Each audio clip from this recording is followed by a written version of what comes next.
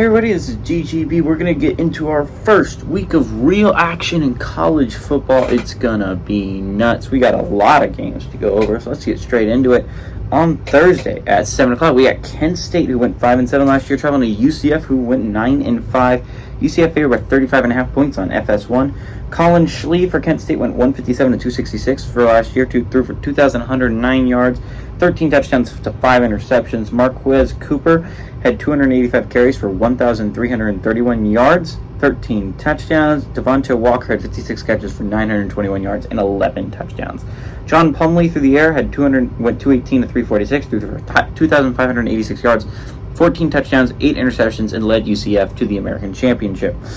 He also led his team rushing. He had 159 carries for 862 yards and 11 touchdowns. And Javon Baker led him in receiving yards, 56 catches for 796 yards and 5 touchdowns. The series is split all-time 2-2. Last two games actually went to Kent State in 03 and 04. None of these games have been one possession. I think what is so fascinating about this game, right, is less the game and more this could be a storyline that hasn't been really talked about a whole lot, but I think is going to be one that's really interesting. This is UCF's first game as a Power 5 team. This is big leagues now for UCF. Like, this is not the American anymore. As good of a conference as American was, right? UCF and Houston, Cincinnati, SMU, Memphis, Tulane, really good football teams. You are in a different level in the Big 12.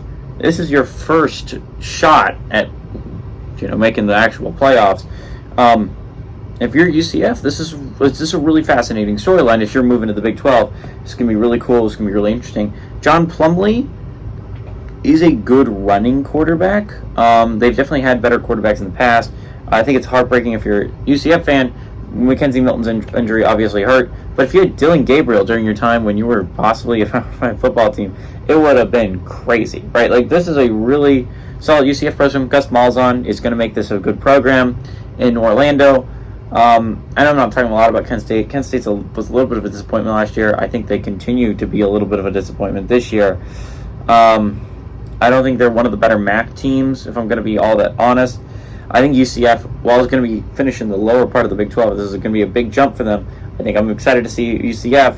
This is not a Power 5 competition, but you're getting tuned. You're going to go into a gauntlet soon in the Big 12. In my opinion, the deepest conference in all of college football.